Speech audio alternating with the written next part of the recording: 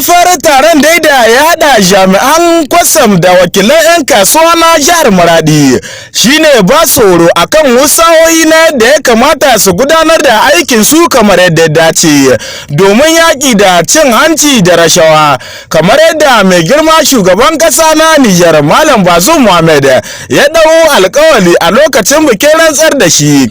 Jim kaɗan bayan hitowa daga ɗakin taron, Colonel Rahimu Adamu, daraktan ma'aikatar kwastam ta jihar Maradi, ya soma da cewa hirar shi da manema labarai.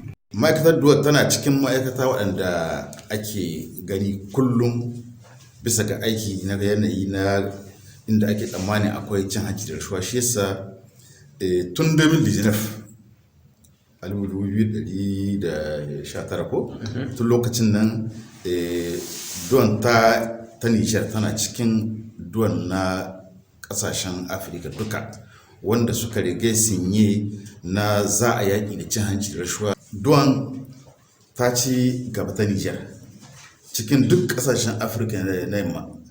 Duwan Nijar tana gaba bisa ga gyaran ma'aikata da tattalin ma'aikata. Mun fara da informatization. Yau da abin da ake duwan bisa ga komi bisa ga kwamfuta yake. Da kake iya zuwa ma'aikacin duwan sai shi zai ce maka abin da za ka yi ga abin da za ka biya. A yanzu kakin kayan ka su shigo cikin ƙasa, kaya tun sun zo Togo ko Benin tun ga farko ci har ƙasar waje an san da kaya naka kaza za su zowa, an san kuɗinsu, an san inda za su, an san sunan kowane ne, an san nifkinka, saboda ba ka iya zuwa ka ka sayo kaya na sai da baka da nif. Kenan gwamnati ta tsara abu yanzu duk abin za ka yi yana cikin kwamfuta. Ma'aikacin duwan ba shi da izini shi zo shi ɗauki kwamfuta shi ce ya maka kaza ya rage maka koko ya ƙara maka, kaya suke zowa da kuɗinsu.